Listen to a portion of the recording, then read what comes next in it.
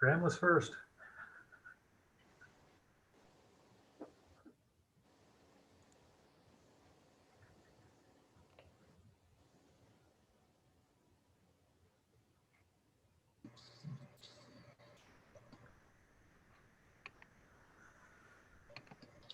Kohler, and I think you do plan to say this, but because of how recent the district switch was, districts 2 and 4, it's quite possible that there will be some folks from either district in this, which is totally fine. I do have that built in. So okay, great. Mention that. That looks like we're stabilizing, so let's get this rolling. I'd like to welcome all of you this evening to LPA's District 2 Town Hall meeting. It is our desire to make this meeting as informative as we can to you. And then with your questions, it'll be informative for us as well. So tonight's agenda, we're going to start with introductions. We'll have introductions of the 3 directors from District 2. And then we're going to have introductions of the staff that are joining us tonight to participate in this meeting. Then what we're going to do is we're going to bring up the map of the LPA districts. And I want to speak to that a little bit and talk about some of the boundary adjustments that we approved last month. After that, and this is the highlight of the meeting, we'll have a presentation that will cover power source. And it'll give you a good idea of what we're looking at. After the power source presentation, and that's about 15 minutes, then we'll have our first question and answer session. And this one will direct the questions towards power source or the presentation. After we kind of run out of those questions, then we'll move into our second question and answer session. And that'll be general questions. So you can ask questions about time of use or roundup, whatever is on your mind with LPEA. Then if we run out of questions, or if we get to 8:20, whichever comes first, then I'm going to wrap it up. We have some door prizes to give out, and then we'll conclude the meeting. So let's get rolling. My name is Kohler McInnes. I was elected onto the LPA board in 2015. And through the years, I've served on several different boards and committees that are associated with LPEA. And today, I am currently on the Colorado Electrical Education Institute Board of Directors, as well as the Tri-State G&T Board of Directors. And serving on LPA through the years, it is challenging, it is incredibly educational, rewarding at times, and frustrating at times. But overall, I would say it is quite a privilege to serve on this board, and I do appreciate that opportunity. Now, let's meet the 2 other directors in District 2. And Dan, I'll start with you. If you'd introduce yourself, please. Good evening, everyone. I'm Dan Huntington. I was elected a year after Kohler started on the board, took Tom Compton's place. He was a longtime board member for District 2, and I felt like I could add something to the board at LPEA, and I do have a hydroelectric generator that's down right now, but we're working on getting it back up. So I'm not totally against green power. And, but anyway, I enjoy the board, and it's a eye-opening experience. The electric business is totally different than anything that I've ever done. And my learning curve went vertical the first meeting, and it's still not leveled out. I'm still learning more and more every day. So anyway, I'll enjoy serving on the board, and if anybody has any questions or needs information, please contact me. Thank you, Dan. John, would you like to go ahead? All right. Hello and good evening. My name is John Lee. I'm the newest District 2 representative elected this past May. The past 5 months, I guess to parallel what Dan was saying, as far as information and things going vertical, it has been quite an uphill climb.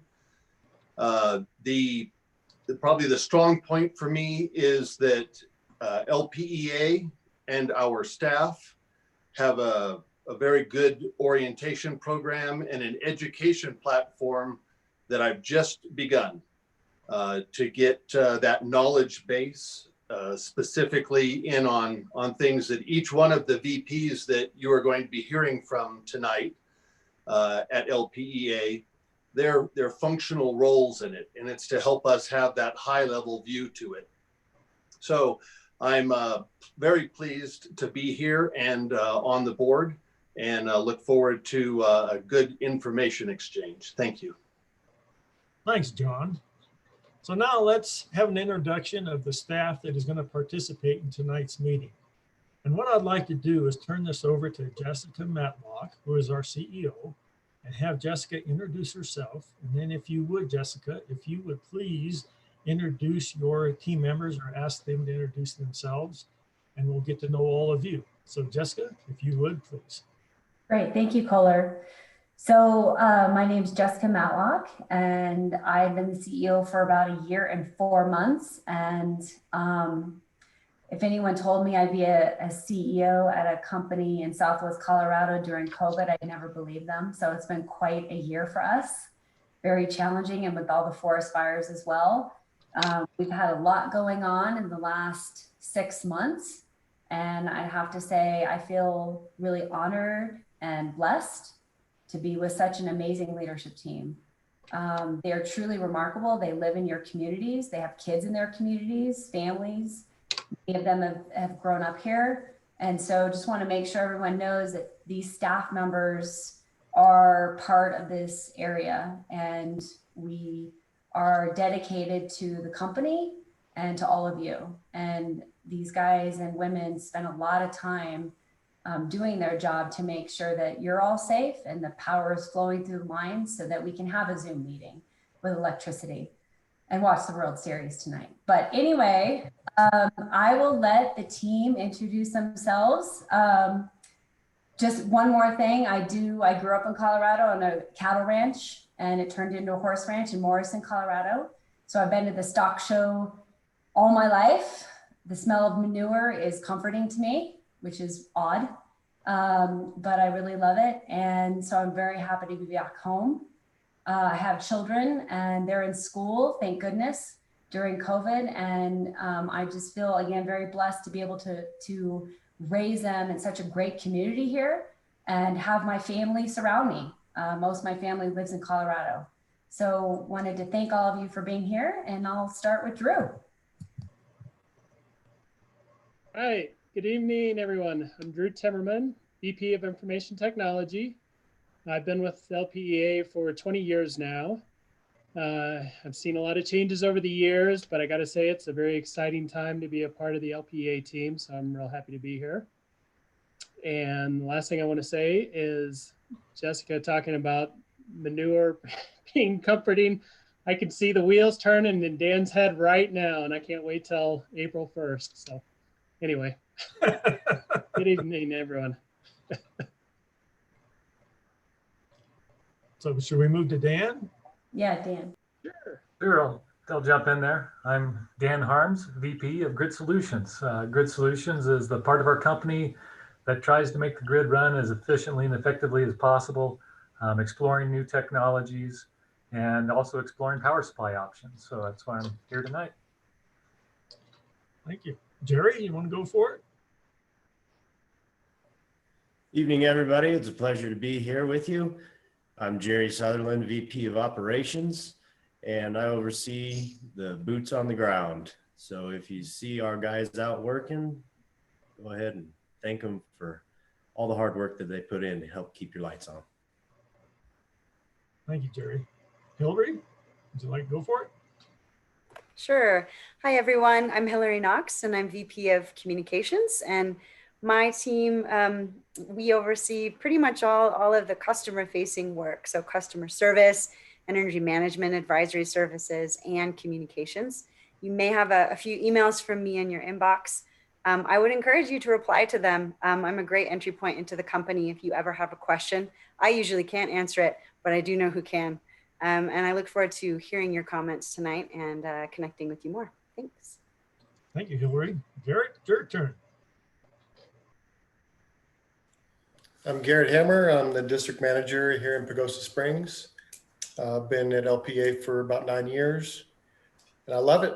It's a great place to work, great team to work with. I can relate to Dan and John. I'm learning every day, but it's been fun. Thank you for having me. Thank you, Garrett. Nadine? Hi, I'm Nadine Ontiveros, and I'm the VP of People and Culture.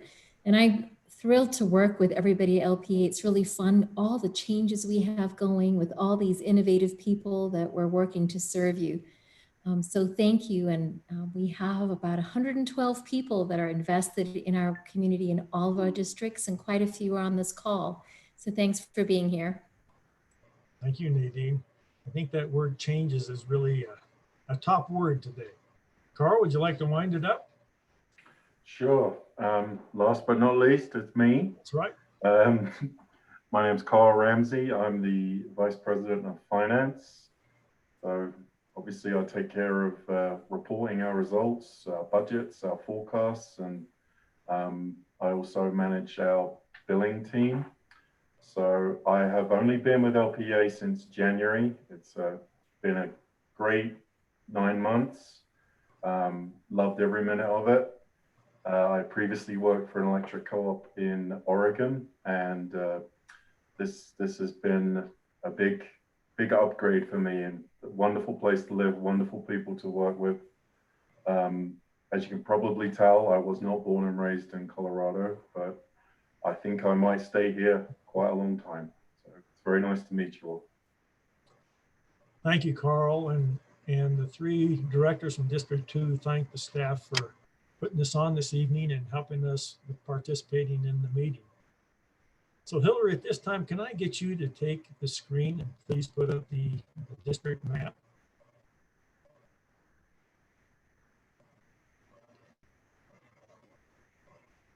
Can you see? Yes, looks good. So hopefully everybody can see this map. This shows LPA's service territory. And as you can see, we have 4 districts. And each district has 3 directors. And fortunately, this evening, we have a couple of directors from other districts that have joined us. I did see 2 of them, and I hope I didn't miss anybody, but we have Tim Wheeler from District 4 and Kirsten Skehan from District 1. So thank you 2 for coming, and I hope, again, I didn't miss anybody. One of the things I wanted to talk about with this map is that last month, the board approved some adjustments to the boundaries of District 4 and District 2. So if you look on the map where Durango is, and you follow Highway 160 east to the Archuleta County line, everything with the exception of what is in the Durango city limits, everything south of 160 is in District 2. And if we go back to Durango again, and we head north on Highway 550 up until we get to the Hermosa Creek Bridge, and then follow Hermosa Creek to the west, everything that is west of 550 and south of Hermosa Creek, again, not in the Durango city limits, is in District 2. So last month, you might have been in District 4, and this month you're in District 2. And if you're here with us tonight, we welcome you to our district. Again, last month, you might have been in District 2, and now you are in District 4. Again, if you are in the meeting this evening, we welcome you to stay, and then going forward, you will participate in District 4. Now, there's 2 reasons that the board made this adjustment. The first one was for clarity. The old boundaries between District 2 and District 4 were very, very complicated for members to figure out where exactly they were. Even the staff struggled to figure out where the boundaries were. And during election time, candidates couldn't figure out which members were in or not in their district. So this helped with that clarity. It's very easy to figure out where the boundaries are now. And the second reason is every year by policy, The board has to look at each district, look at how many members we have in each one, and try to keep the balance between all of the districts as best we can. So this boundary adjustment that we approved last month covered both of those. All right, Hillary, thank you. If you can take that down.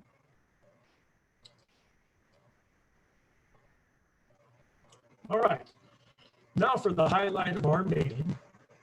LPA has been in the process of examining our future power supply options for several years. And we don't have all the answers to the questions. But what we know is that when we come up with our final decision, it will have a major impact on LPA and also you as our members. So the following presentation will give you an overview of our power source and why it is important, what options are on the table at this time, and what our major driver is for decision making. And then we'll look at the future steps. To do this presentation, I'm going to turn it over to Dan Harms, our Vice President of Grid Solutions. So Dan, take it away, please. Thank you, Kohler, and welcome again to everybody here tonight. Give me just a second as I share my screen. Do that. And I'll start the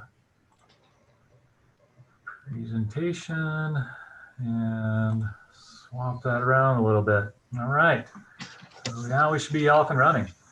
Yes, Kohler was mentioning, this is a big endeavor of La Plata Electric lately, trying to explore our various options for power supply. And I'm very happy to hear that you guys are all here to listen to what we have to say. The intention of this is just to get a real high level overview of what we've done and what we're hoping to do, and maybe answer some of the questions you already have, but certainly whatever questions it doesn't answer, that's what we're here for, is to answer those questions after this is over. And this will just be about 15 minutes long and maybe give you some information and maybe give you some ideas to questions to ask. So the first question that we get asked quite often is, why does it matter where we source our power from? And why are we looking so hard at power supply? Well, I'm going to give you 3 reasons why we are looking at this so closely. The first being cost. From this chart, you can easily see that nearly 64% of the expenses that La Plata Electric has is associated with power supply. Now, that is what we call purchase power. It's the power that we purchase from Tri-State, our G&T, generation and transmission provider, that we then in turn deliver to your house. And so what's not a purchase power expense is an expense for La Plata Electric to get it to your home so you can use it there.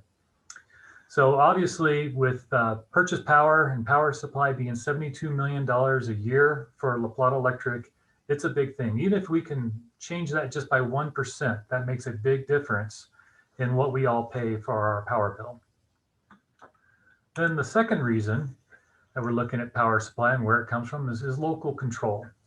Now, cooperatives have always had an interest in local control and providing that service to our local neighborhoods and members. And in the past, when co-ops were first started, it didn't make sense to have local generation. In fact, they tried that and they found out it was much better to have large centralized generating stations across the state. Now that times have changed and technologies have changed, there's definitely the possibility for us to have very economically viable solutions that are more local and close to home that can provide better resiliency to our own grid. And if you look at our vision statement, it talks about how we want to build trustworthy community partnerships, be innovative, forward-thinking, industry leaders. This is a vision statement that was derived by our employees, and it has a lot of meaning to us. And so, we want to be this community partner with people, and we see local generation as being one way of doing that. Then the third reason is sustainability. LPA has adopted a goal in 2018, and at that time we adopted the goal of reducing our carbon footprint caused by power supply by 50% of our levels in 2018. Now, it's a pretty big undertaking. A lot of people have made it easier on themselves by saying they're going to reduce it back to a time frame in 2005, maybe when carbon was even higher. But we chose 2018, and we want to do that by the year 2030. Now, here's another important part to this whole goal, is the second part, where we say we want to do all this while we keep the cost of our electricity lower than 70% of our Colorado peers. Now, we chose 70% because that's where we stand, where we stood before we even started any of these endeavors. So what we're saying is that we want to accomplish these sustainability measures without putting any upward price pressure on our rates. And so we have metrics that we can look at on how we compare to other cooperatives, and that's something that we take a close, careful eye at as well. So if you look at the generation mix that we have today, the pie chart over on the left-hand side, you can see basically what it is and the different resources that come together to create our power portfolio, we call it. Now, we purchase 95% of our power from Tri-State. And the other 5% is an allowance that we have in our contract to generate our own power locally. And so as you can see in that left chart, this 5% slice of pie right here is that part that we do generate locally.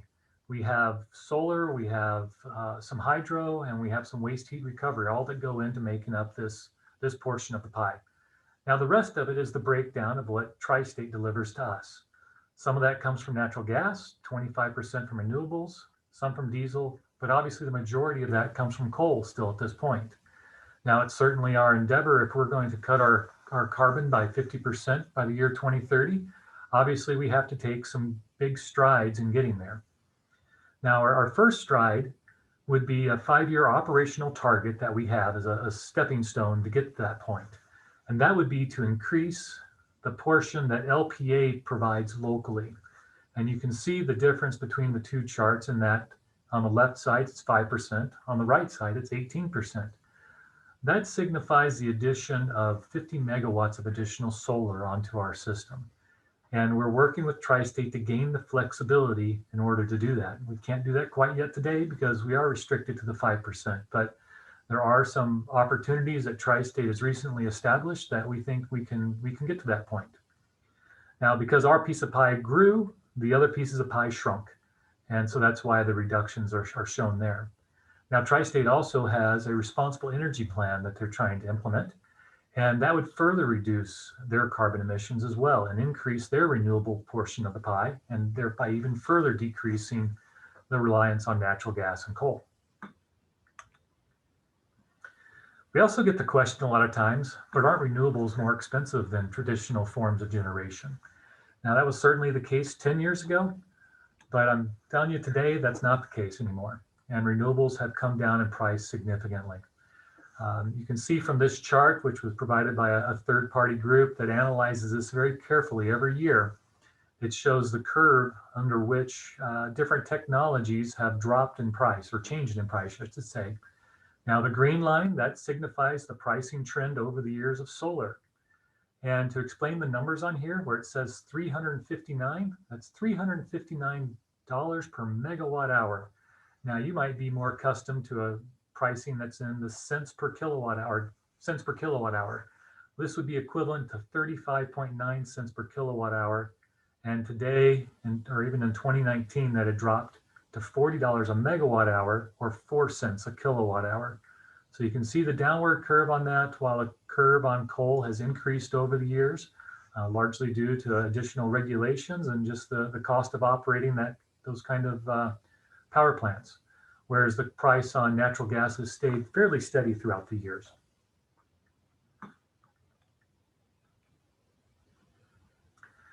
So what are LPA's power supply options? You know, if we were to try to replace the power that we're purchasing from Tri-State with something else, what does that look like and how does that shape up? Well, first, let's talk about what we have today. So today we do have that contract with Tri-State Generation and Transmission, and the length of that contract goes through the year 2050. Now, our objective through this contract is to gain more flexibility. Right now, we do have the 5% that we can do, but we'd like more of that, more flexibility to install other projects we want to place in there, because We have some great opportunities in our area, abundant solar resources. We even have some hydro here that's available as well. Now, we talked about the 5% local generation. That is what we have today. And we also talked about our goal to add another 50 megawatts, hopefully in the near term. That will get us to that 18% portion of local renewables into our area. The current mix that we sort of indicated on the pie charts earlier, we're about 70% fossil fuels currently with 30% renewables.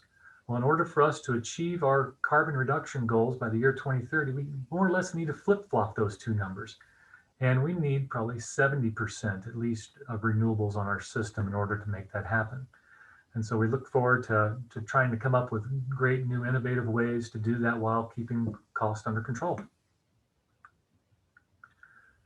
So the efforts that we're looking towards in the future is a three-pronged strategy that we adopted several months ago. And this is talking about three different options that we're pursuing with equal vigor. And the first being to pursue more flexibility in the current contract we have with Tri-State.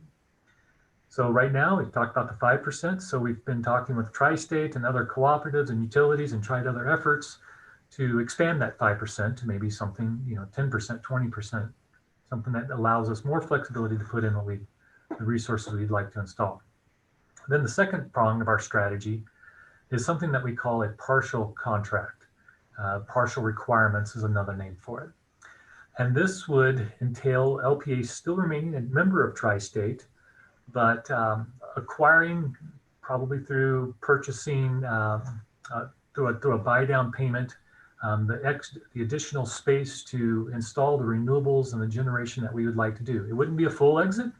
It would be something that is the road in between, where maybe 20 to 50% self-supplied by our own power there. Then the third option would be the full exit. And that is something that we've approached Tri-State about. We've asked for a full exit fee. Tri-State did not supply that number to us. And so that's why La Plata Electric has had to go to the PUC, the Colorado PUC, which is the Public Utilities Commission, and FERC, which is the Federal Energy Regulatory Commission. Those are both governing entities that could provide LPA that have oversight of Tri-State and can provide LPA a number for a buyout. And so that is required litigation, and that's what we're trying to do to get that fair and equitable number. So there's a few major drivers that we want to keep our eye on as we go through this exercise as well. And these are the drivers that we say are really helped us determine which options are better, which ones are might be better than another. One of those is that cost of replacement power. Now, I've had a lot of people come and mention to me that if you leave Tri-State, that you're going to be purchasing power from the open market, and you're going to be in the middle of all this volatile pricing, and you aren't going to be knowing what you're going to be paying for. Well, that's not necessarily the case, because we can get purchased power agreements, also called PPAs, from people for long-term contracts with fixed pricing. And so we know what that pricing is going into the future. That helps us even more so than we have today, where we don't know what price we're going to be paying in the coming years. And so there's definitely some opportunity to be gained there, but it's definitely part of the equation that we're watching very closely. Transmission expense is another element that we take into consideration. There's obviously, we have to get the power from wherever it's generated over to La Plata Electric and across the transmission lines. And so right now we have our generation delivered to us by over Tri-State's transmission lines or WAPA's transmission lines. And WAPA is the Western Area Power Authority. They both have transmission or area that we use. And we see using those same assets in the future as well. And so the goal there is to determine how much that would cost us to utilize those. And that's part of the discovery process for us as well. Then the last element, that's the major driver, is that the actual cost of the buy down itself. And whether that be for a full buyout, where we're calling that the buyout cost, or the partial requirements contract, where we're calling that the buy down option. And so both of those can be a formula that we're trying to understand. We have not been supplied with a full buyout number yet. We've been exploring those and having the PUC, both the PUC and FERC look into that. Still waiting on judgments from those entities there. So in regards to our next steps and maybe some dates that are coming up here pretty soon, one of them being for the Colorado Public Utilities Commission, November 5th, they should be providing a written order on some of the judgments that they've made recently. So we're looking forward to the details on what all that entails there. And on December 9th, the FERC, which is the Federal Energy Regulatory Commission, will be holding a settlement conference. And that's another venue for us to have another discovery process. United Power, you may have heard as well, is in this process with us. And that'll provide us another avenue to gain more information as well. Those two things are related to the full buyout. In regards to the partial requirements contract, there's progress being made on that. In fact, the contract committee has met over the last over several months and has come up with a partial contract framework, and that is being codified right now and offered to members. And so there's something that's called an open season, whereby Tri-State has said, okay, there is now 300 megawatts of capacity available that members can bid into and possibly acquire that kind of capacity to do projects of their own. And so LPA is currently actively looking at that as an option and trying to understand exactly, if we do get into that, what that entails, what kind of flexibility we can get out of that. And so those are some of the things that are coming up here pretty shortly. And that brings us to the last slide. Any questions that you might have on that?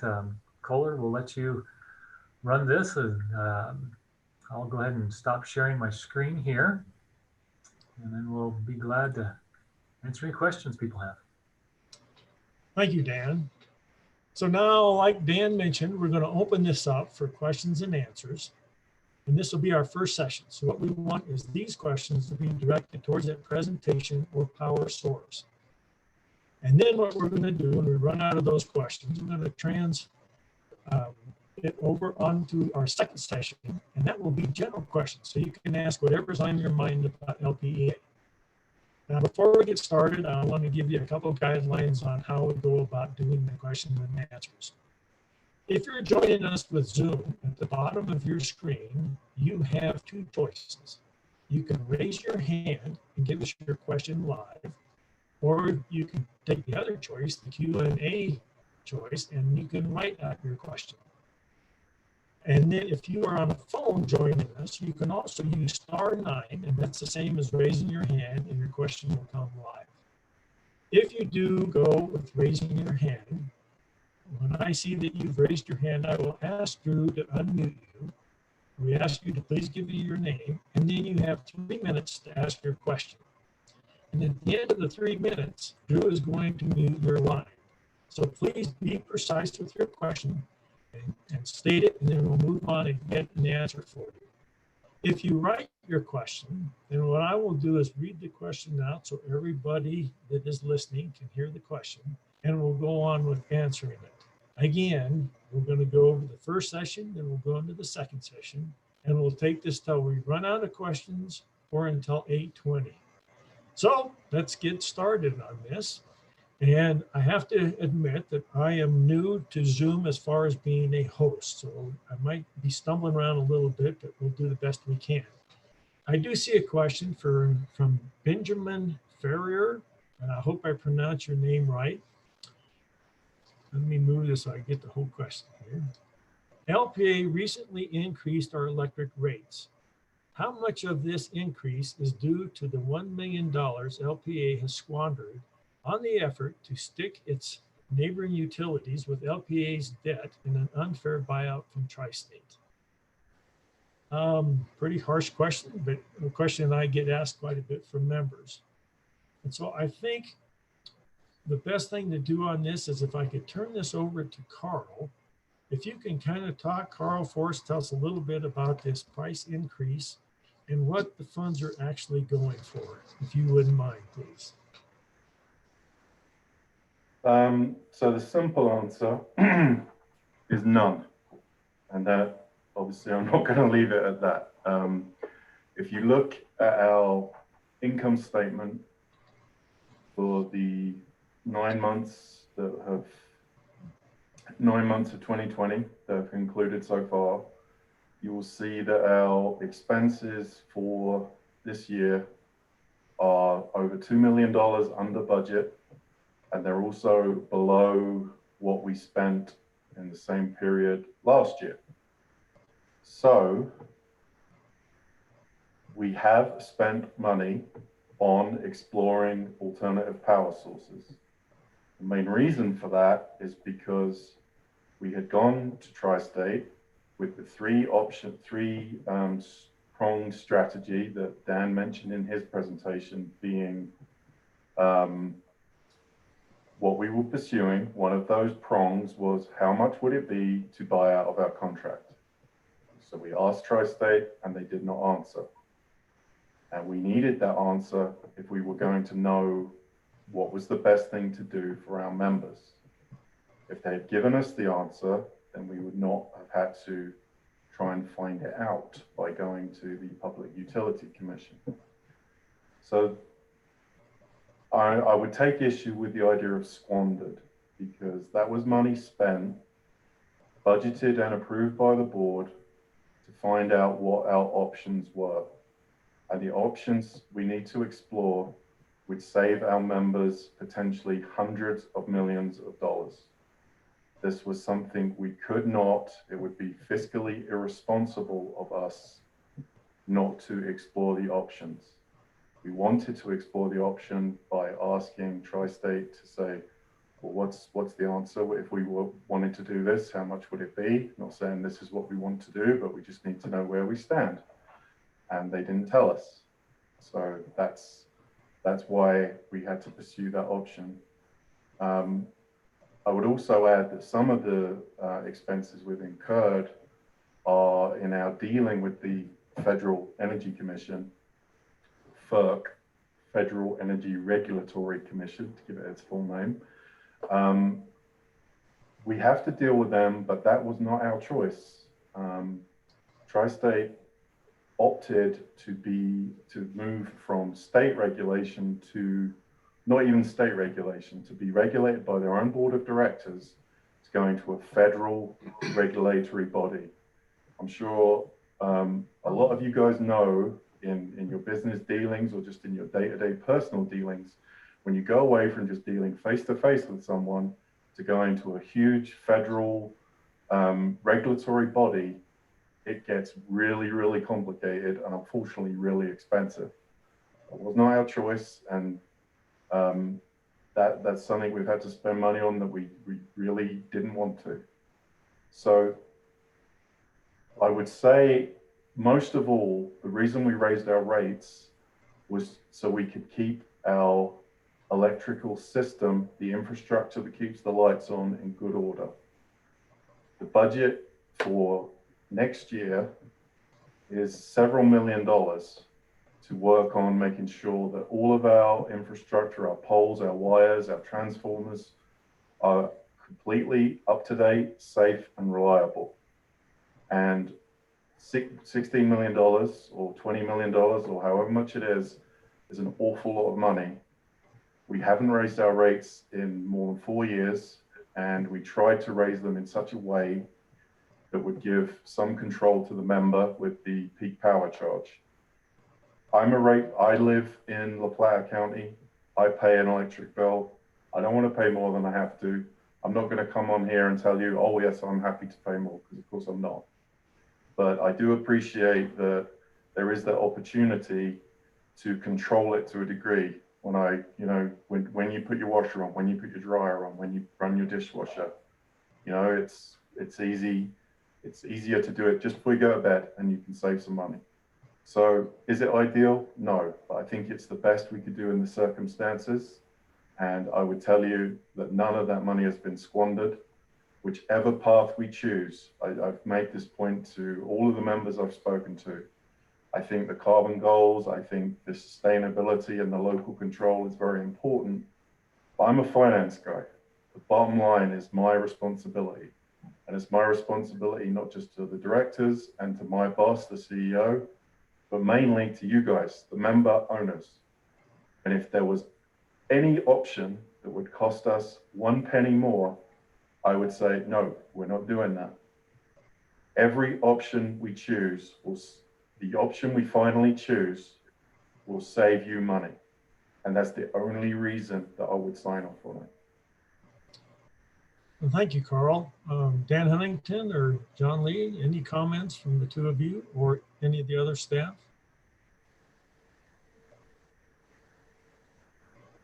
All right, let me move on to the next question. And the next one, we have a hand raised by Clyde Church. So Drew, if I could get you to please unmute Clyde's line. Okay, go right ahead, Clyde. You have 3 minutes, Clyde. Yes, I'd like to thank the members of the Plata Board, the Plata Electric Board for their wise research on return on investment.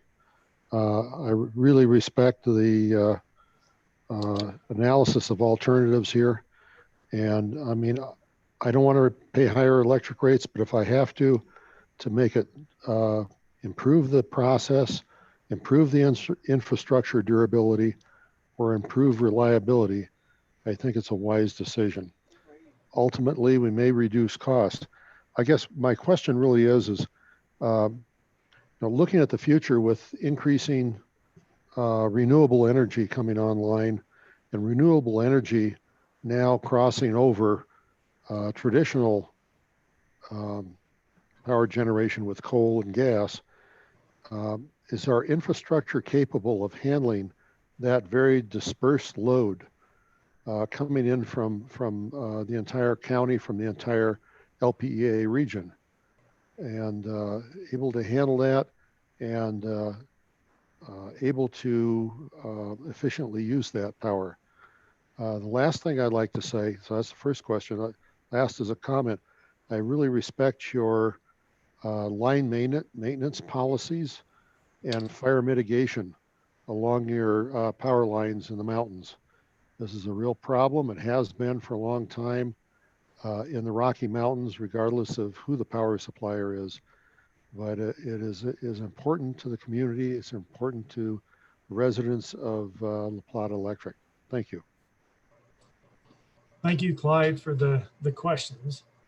On the first question about how our grid can handle what you're talking about, I will first ask Dan or John if you have any comments, and if you don't, then I think the best would probably turn that over to Dan Harms. So yeah, technical expert, I agree. You're all for that. Okay. How's about you, Dan Huntington? You good for that? All right. So Dan Harms, it's yours. If you could please help us with that first question. Sure, got it. Yeah, good questions, Clyde. That's exactly why we're looking at something along the lines of 50 megawatts of solar instead of 200 megawatts of solar, something larger than that. We want to make sure that our system can be able to accommodate the resources we'd like to add to the system. As you know, we have to try to match generation with load.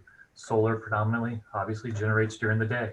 A lot of us aren't at our homes during the day, and so our peak loads actually occur in the early morning and the evening hours. And so we have to try to align resources with load pretty well. Well, La Plata Electric's fortunate enough to have a great, what we call base load that runs flat 24/7. So there's a lot of what we call, low-hanging fruit, so to speak, that we can use and use the solar energy for very efficiently and effectively with.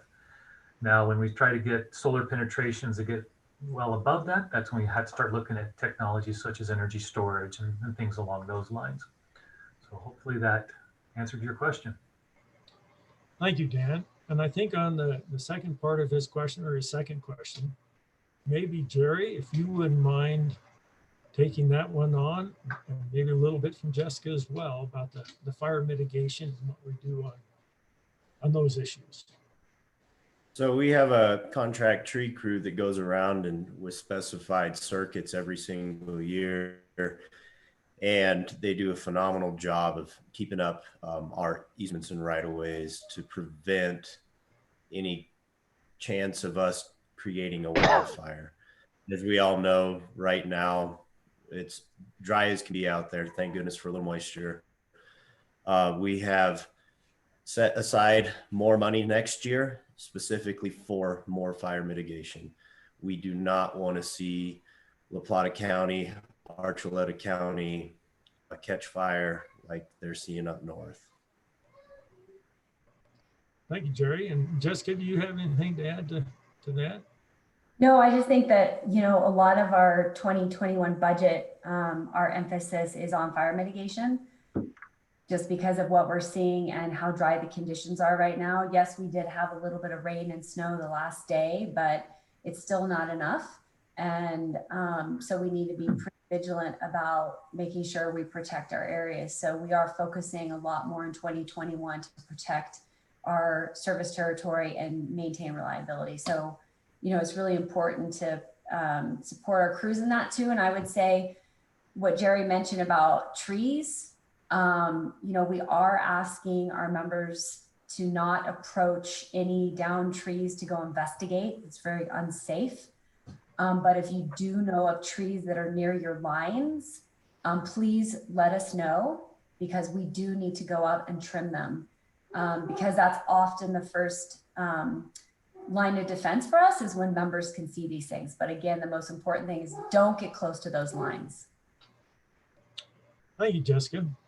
So now I think I'll move on to another written question. This one is from Barry Wastman, and I hope I pronounced that correctly.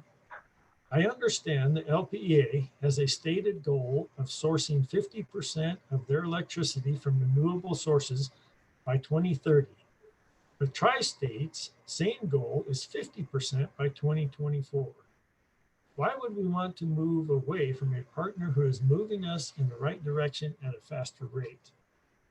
So, Barry, I would like to take the first stab at this, and then I'll open it up to the directors and the other staff. And you misstated it a little bit, and that is that we aren't after 50% renewable. We are after a 50% reduction in our carbon.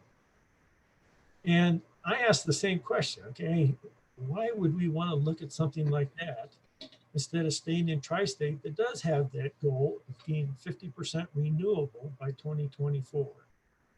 And I have to give you an example of an experience I had this month that was really a real positive thing for me.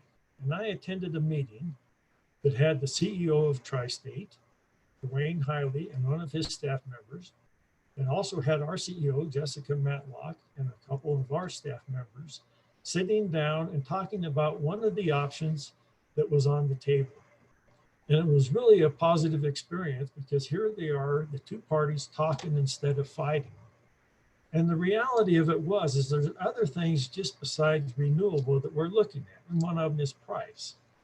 And there were some options that were talked about there, and I can't go into detail because we have a non-disclosure agreement with this. But I walked out of there feeling like, you know, there are some opportunities that we can take and help on the price and help on the renewable. So I hope that answers a little bit of your question. And now I'll open it up to the other directors or staff if any of you have some other comments to make on this question. Anyone? Yeah, Kohler, I'll go ahead and have a little bit of that conversation. And part of the reason for that is it goes back to Mr. Ferrier's question about that money being spent. Both of these situations started previous, and that expenditure of money might be part of what brought Tri-State into a discussion. It might be helping LPEA have a good, strong position when we start talking with them about the partial purchase plan or agreements that are out there that Dan spoke to give us some options. And so Tri-State is on, you know, has published their renewables with a quick and speedy timeline, but LPEA's, you know, started a year prior to that. So some of this is just the nature of this, like we saw on Dan Harm's slide presentation, that those costs are declining at a rapid rate. and perhaps we're going to be able to capitalize on that. Thank you, John. Anyone else like to add anything? I'll throw a little bit on there. I think first I'll just start by saying, as a matter of transparency and disclosure, that I really do thank Barry and Ben for their questions. But just so people do know, Barry and Ben do work for Tri-State, and we're really grateful to have them here joining us here tonight. They are members in District 2 and welcome to join us. And I love having the discussions with Barry, especially. He brings up lots of good points. And thank you for those questions, Barry. I think Kohler covered what I was going to cover, which was the fact that it's a 50% carbon reduction, not necessarily 50% renewables. And it's also, as we showed, that how large of a piece of pie that power supply is for our expenses. It's really our fiduciary responsibility. And we aren't saying that we're necessarily leaving at this point, but we want to understand all of our options. And so the only way we can do that is to be able to explore those, is to understand what those costs are and what they are involved. And then once we have that, then we can make those educated decisions. And it very well could be that we say, hey, Tri-State's the best path forward. But it could be something else. And we just are trying to understand that and have a clear picture of all that. Thanks. Thank you, Dan. Okay, we have another written question from Mark Kaufman. I live in an area that is designated as a so-called red zone, which prohibits backfeeding of power to your grid from solar generated power at my home. Will these areas be prioritized if Tri-State permits an increase above the current 5% of locally generated power? Again, I'll ask the directors first if you have a comment. If not, again, I think we're going to pick on Dan Harms. So, John or Dan, do you have any comments before I turn it over to? Yeah, I'd like to make a comment a little bit towards this. Our distribution system would need to be upgraded to change this. And if we do go in with any larger solar installations, community solar gardens, whatever, they've got to be placed strategically so we don't have tremendous costs in building new substations, upgrading power lines, and so forth. So it's going to be a lot of work on designing anything to take in the whole picture, is what I'm trying to say, to make things work efficiently and not raise the cost tremendously.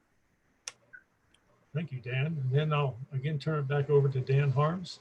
Yeah, there's a little bit to unpack there in Mark's question there that I wanted to point out there. One was, alluding to the fact that, or alluding to that Tri-State permits, Tri-State in the 5%. That does not have a tie to rooftop net metered solar. Tri-State's 5% does not prohibit any of that. Members can still add the rooftop solar. Now, we do have areas, as the so-called red zones that you mentioned there, whereby we do have high penetrations of solar, and the voltage has gotten high enough and it's hard for us to incorporate more into it. And as Dan Huntington mentioned, some of these areas would either require different types of upgrades, more substations in the area so we can operate at lower voltages to be able to accommodate more solar to come in. Now, something we have done is worked with smart inverter settings that allow us to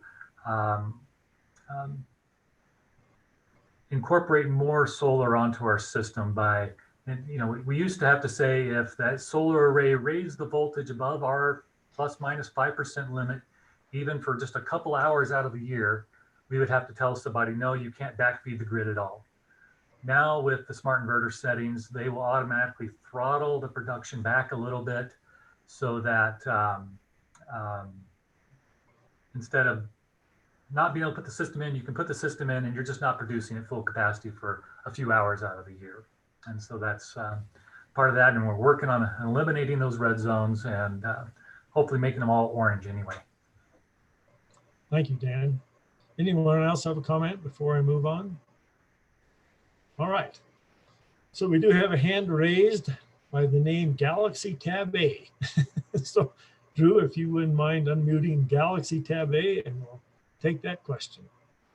Okay, we're ready for you, Galaxy. And if you can let us know your name and your question, go ahead.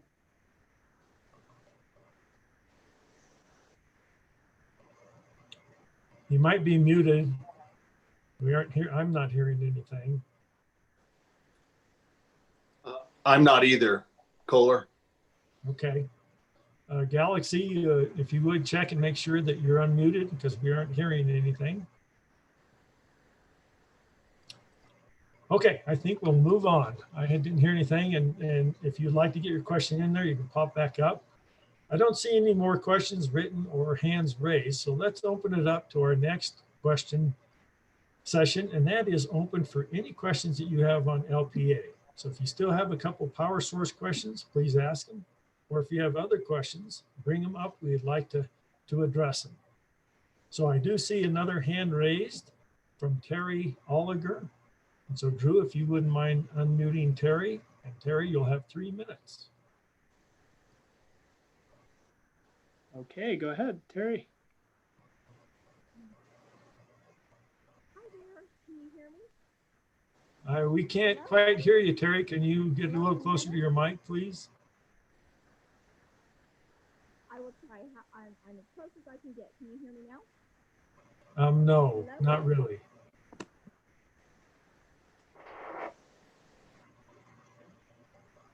So Terry, if I could I get you to write your question in and then we can address it, please?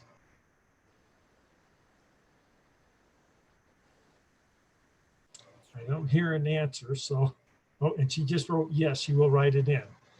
So while we're waiting for her to write it in, I do have another question from Barry.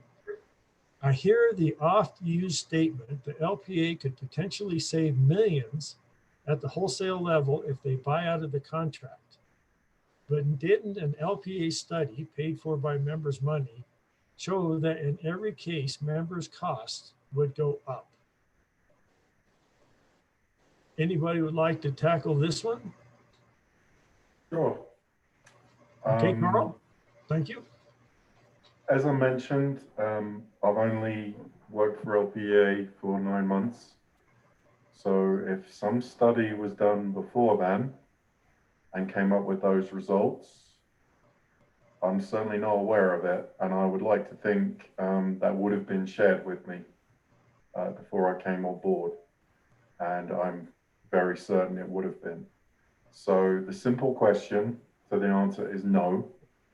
The studies we have done, whether they have been done by third parties or by us analyzing what's going on, there is no version of how a partial buyout or a full buyout would not save the members money. The volume of that money, the exact amount, it varies, but none of it is less than tens of millions of dollars.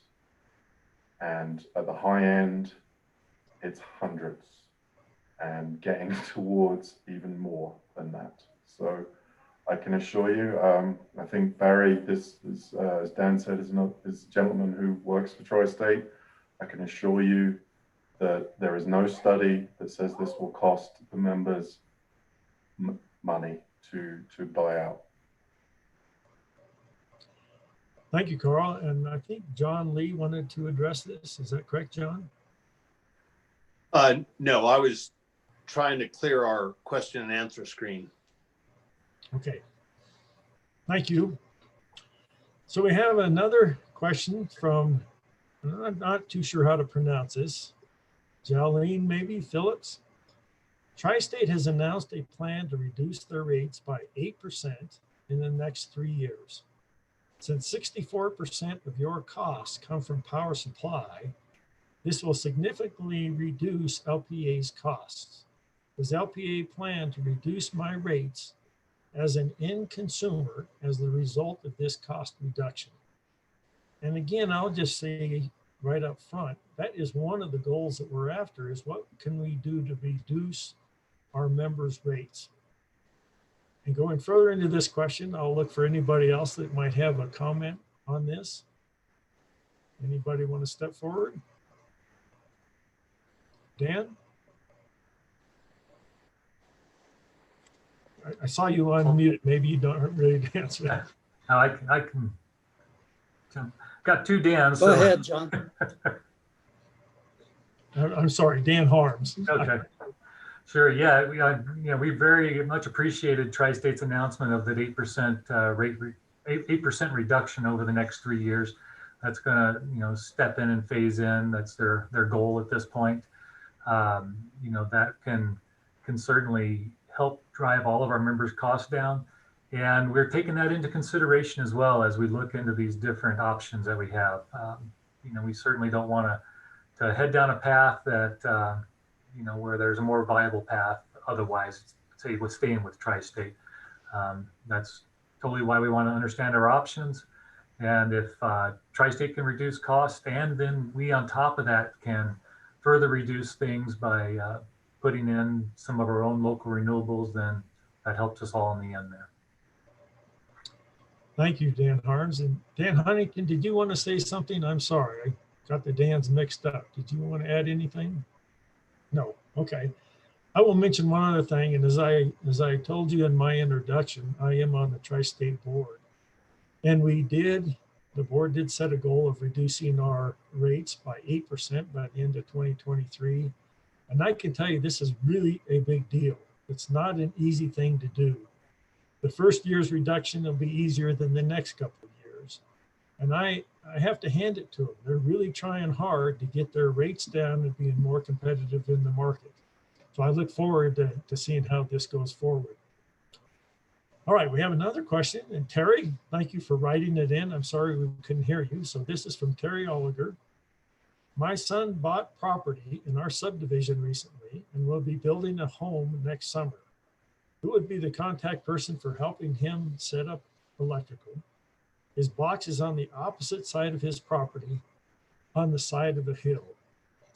Terry, I appreciate your question. And I also want to mention before I open this up to others to answer this is, if you have questions like this, please call LPEA, because we do have different staff that can handle these questions and hopefully get you an answer, because this is a big deal when you're going to build a house to try to figure out your costs. So with that being said, then I will again ask Jessica maybe how we guide Terry to the right person. Sure, and I'll probably kick it off to Jerry, because he's the guy that sends the crews out and the stakers out to connect. But yes, the first step is to call into Hillary's group, which are the customer service representatives, CSRs, and that's what starts the process. And then when they log that into the system, then that automatically goes over to Jerry's group. So the best thing again is to call, and we'll put up the phone number. I believe, Hillary, is that right, at the end of this discussion? Yeah, and it's on our website, but if email is more convenient for you, just to kick things off, you can also send us an email to newconstruction@lpea.coop. So either a number on our website or newconstruction@lpa.coop, and you'll get routed to the right people to help you with that. Thank you. Another question from Colin Foster.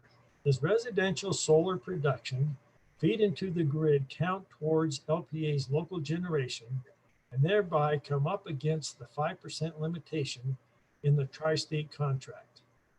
My quick answer is yes and no, but I think to get a more clear answer and someone that could tell you a little bit better, again, I'd ask Dan Harms if you might address this question, please. Sure, thank you, Kohler. Yeah, Kohler, you're right. The answer is yes and no, but generally the answer is no. The only time it would count towards the 5% is if you're generating more than you use in your home over an entire year. And so anything that you produce that just offsets the usage at your house, no, that does not count towards the 5%. And that's where probably 80% of our solar installations lie. But if you do generate more at the end of the year, just that excess amount goes towards the 5%, which has, I'll say, a negligible addition to it. Thank you, Dan. So I don't see any more questions or hands raised. This is an opportunity, and you can ask any question you would like, maybe time of use, the Roundup board, anything that might come to your mind. If you think of a question, please bring it up. Otherwise, we'll go ahead and go to our door prizes.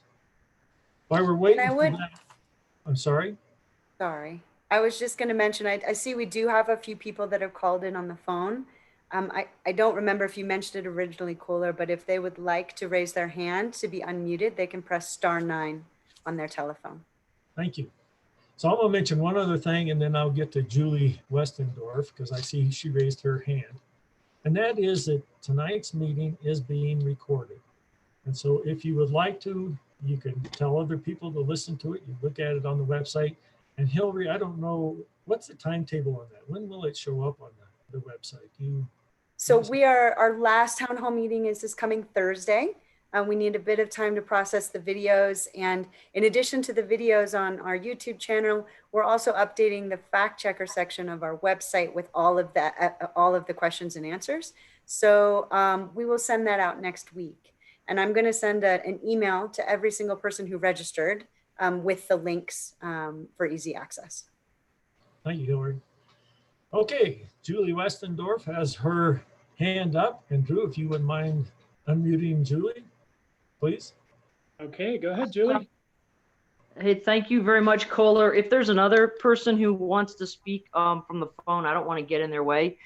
I want to defer to the general public before I get in line. So if you want me to go ahead, I can. But if there's someone else who needs to speak, I defer to If you them. would go ahead, because I'm not too sure how to look for the phone, so I'll work that out with Hillary while you're asking.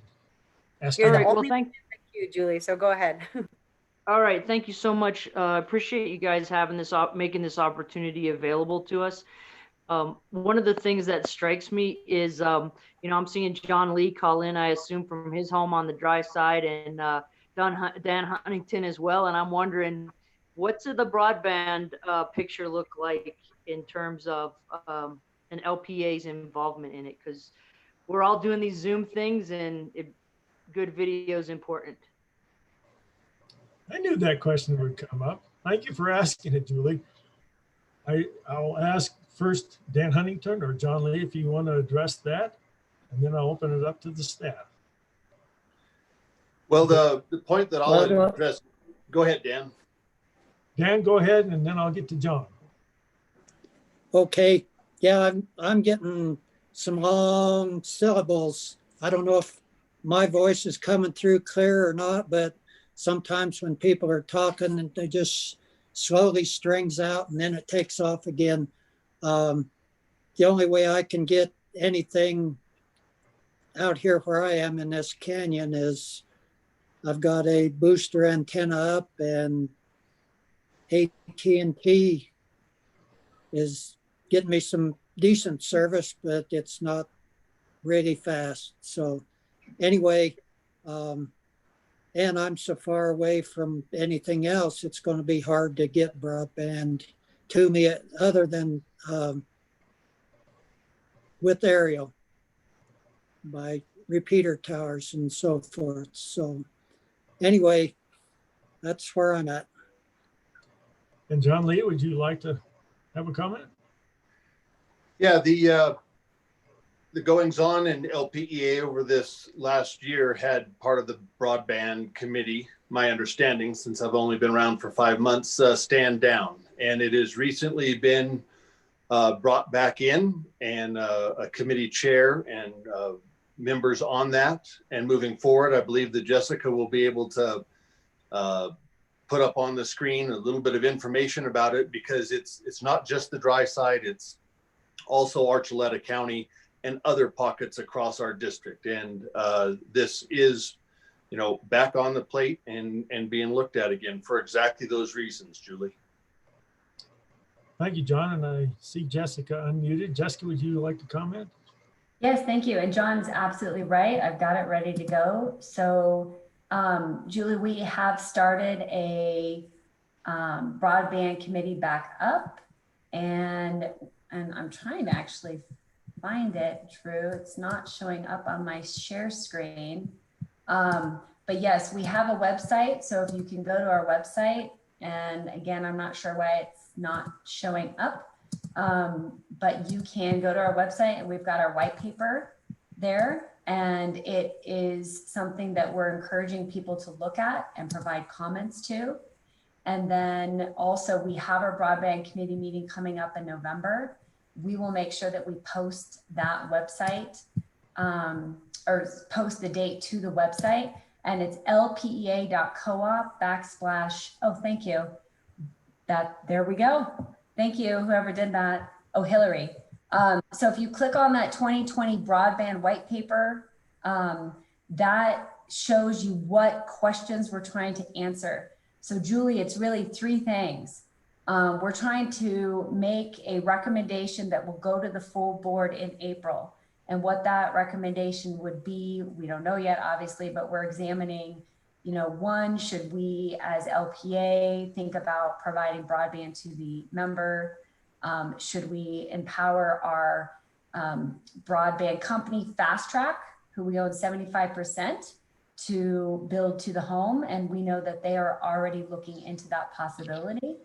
Or is there a third option where we create incentives to help other broadband providers bring fiber to the home? But the point is how can we help bring fiber and broadband to the home more effectively and cost effectiveness and faster speeds, right? Because as Dan mentioned, it's pretty slow out there. So we want to try to find better ways, and either we partner with somebody else or we partner with Fast Track, or we look at different options. So we really encourage the community to look at this white paper. There's a link right below it that says broadband committee comments at lpa.coop. Please submit your comments there. If you have additional questions or resources you think we should look at, please provide those, because we are right now in the information gathering phase. So thank you. Thank you, Jessica. And I would like to mention it since she brought it up. And that is that we do have committee meetings throughout the month. And we also have our regular board meetings. And as members, you are invited to attend these meetings via Zoom, or maybe someday we'll get back into person. And you're open to see all the meetings except for executive sessions. So take a look at the website. And if you see a meeting you have interest in, please join us. All right, the next question is a hand raised by Mark Sapphire. So Drew, if you wouldn't mind unmuting Mark, please. Can you hear me? I can. On the issue of broadband, if you take a look at Elon Musk, he's been launching satellites to provide high-speed broadband. He just provided it free to the Washington State Indians. He's also going to be providing it to some of the national defense centers. His plans are to continue the launching of the satellites for that. And I wonder if you couldn't reach out to him and maybe join with him to try and get our area targeted. I don't know if any of the staff have comments on that. That's a little bit more than I can answer.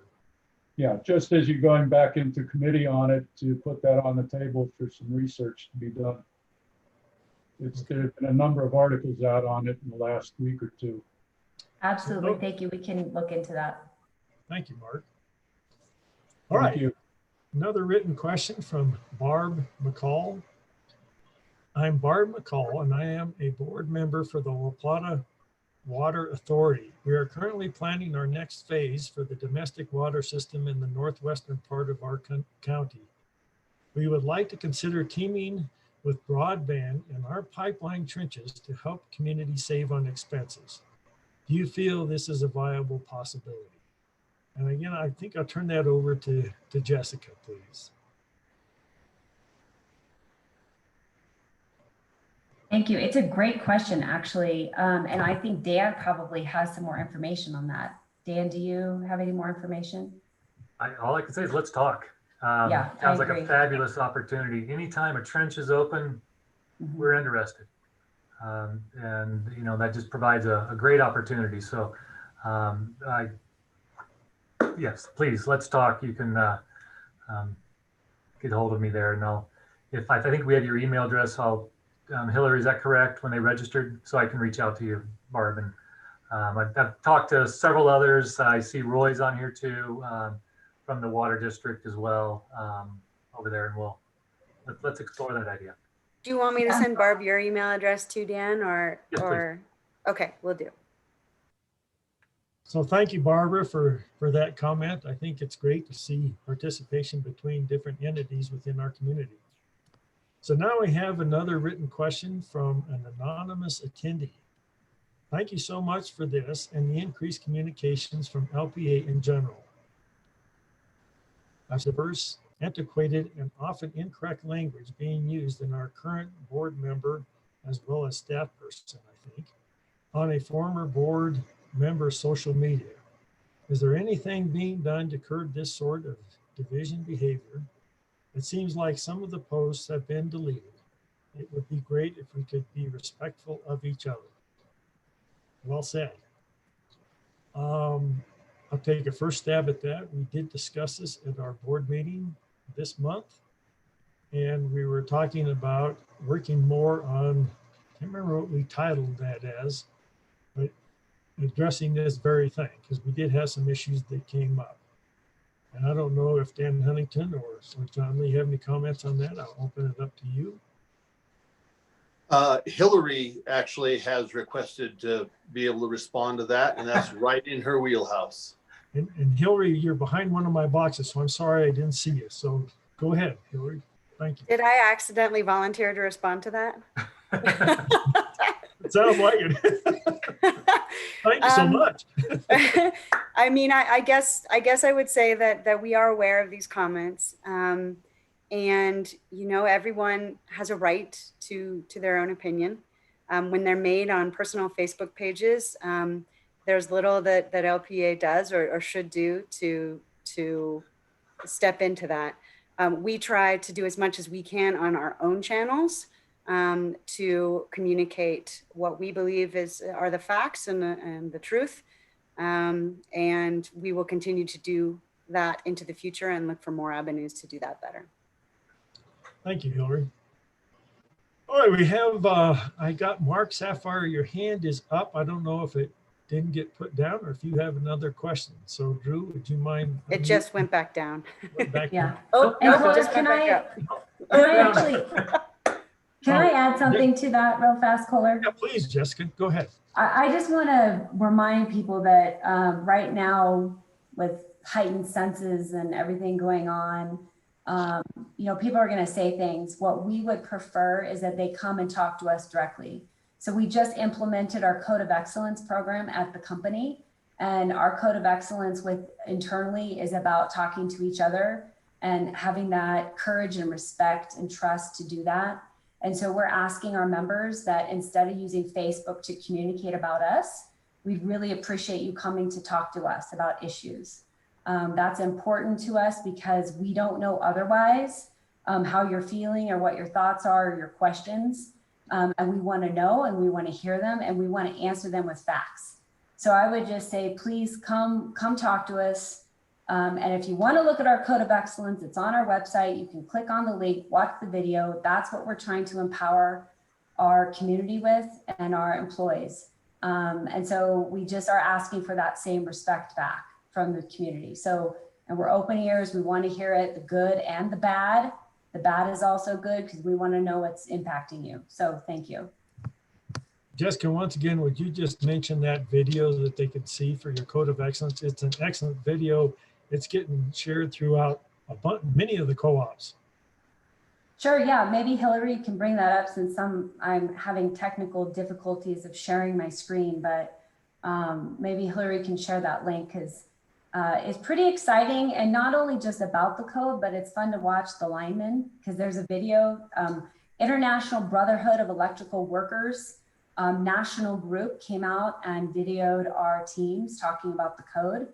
And I think we have about 18,000 folks that have already viewed the video across the United States to see what we're doing and how we're reshaping the culture and morale of the company and accountability and transparency. And so it was a really good opportunity. And so you can see the video with the line crews putting in new polls and hear the line crews being interviewed. So I just encourage folks to do that. So Hillary's, I think, trying to get the link up. And The we're- link is, yeah, I'll send the link. We have the chat disabled, so I don't really have a way to send a live link through the system. But if you go to our website and click on our YouTube channel icon, it's on our YouTube.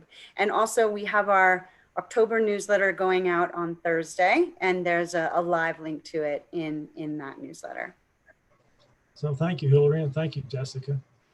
So I'm going to wrap it up now. And before we do our door prizes, I would like to thank all of you for your questions. They are important. And sometimes I worry about getting questions when I go to the grocery store or something else, but the reality of it is it makes me a better director. And I think I'm speaking for Dan Huntington and John Lee as well. It helps us think about maybe sometimes from a different perspective, or at least go back and rethink about what we were talking about. So I do appreciate the questions. I believe the staff is in the same boat. So thank you once again. And now I'm going to turn it back over to Hillary to give away a few door prizes. Hillary, it's all yours. Yes, I have the best job of the meeting. I just get to give away prizes. We did want to thank everyone. We know you're busy. We know you have a lot of demands on your time. We wanted to give you a little something to say thank you for spending an hour and a half of your Tuesday evening with us today. Let's see, I picked two names at random at the beginning of the meeting. I'm just going to make sure they are both still on, and they are. So each one of these members will receive a $50 gift card to local businesses in our community. After this meeting, probably tomorrow, you'll get an email from us just asking for you to choose which one you would like, and then getting details of how to send it to you. So I am pleased to announce that the winners of the door prize today, and excuse me if I mispronounced your name, are Myri Maloney and Roy Horvath. Thank you, Hillary. And congratulations to you too. You can go out and spend your $50. So in concluding this meeting, I would really like to thank the staff for participating this evening. We really appreciate all that you do for us. I'd like to thank my fellow directors in District 2 and also our visiting directors that are on the meeting tonight. And again, thank you to all the members for taking your time. And we look forward to meeting up with you in the near future. So Hillary will put up, or she already has put up, some of the contact information. As I mentioned, the meeting has been recorded. You can look at it.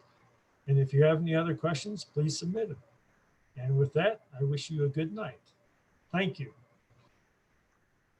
Thank you, everyone. Bye.